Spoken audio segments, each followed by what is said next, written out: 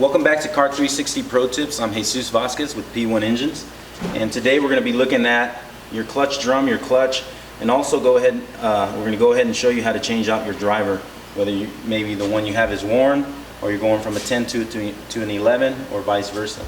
First thing you're going to want to do is pull the clutch cover off. 3 screws, and then there's going to be a ground wire down here.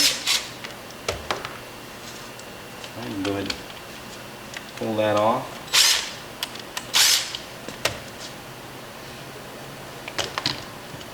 If you're in a hurry, you could take a 17 mil socket and go ahead and zap that nut off.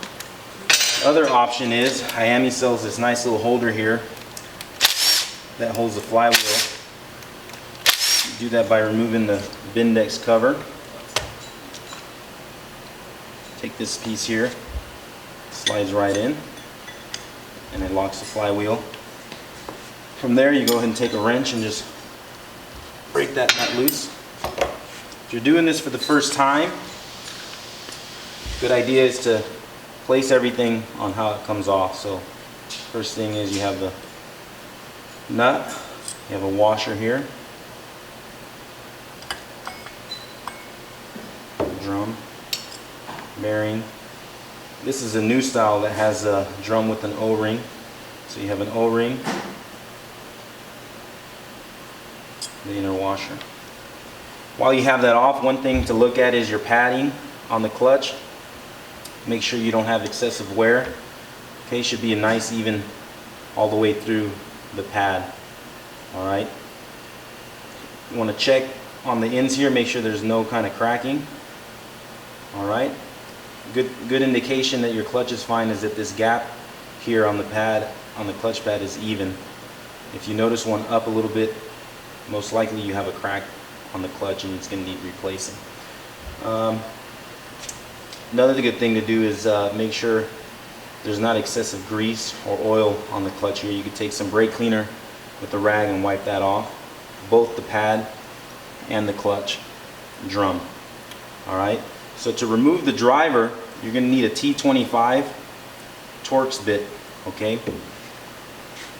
we use it on the end of an impact. Sometimes if they're over tightened, you're going to need to put a little bit of heat on the drum to remove them. So you just go ahead and zap those off.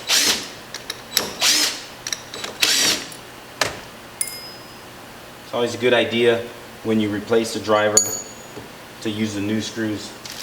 The new drivers are going to come with new screws, and you want to make sure you use them so that the ends don't get stripped out.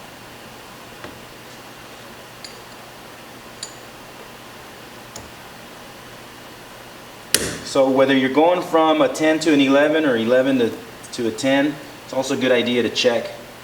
Make sure your teeth don't have excessive wear, because that's going to take performance from your engine. This driver happens to be in good shape. We just happen to go to an 11. When you put these back on, you want to start them in with your hand. Make sure you don't over tighten them, because then you'll have the hard time taking them back out. But you also don't want to leave them loose. We just do with our impact, we'll walk them down and give them a quick little zap.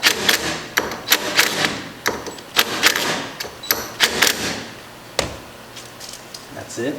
So as you're going everything back together, it's all laid out. First thing was the washer. In this case, we have an O-ring. The O-ring is going to use a slightly shorter bearing. If you're not running the O-ring, all you need is a slightly longer bearing to make up that difference.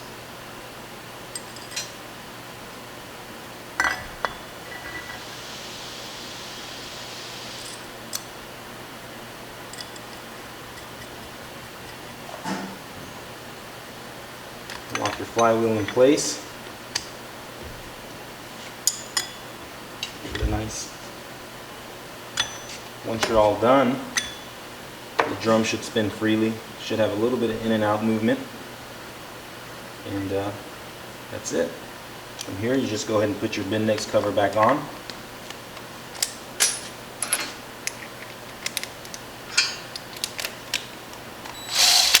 There you have it. Thanks again to checking in to Car 360 Pro Tips, and hope to see you guys at the track soon.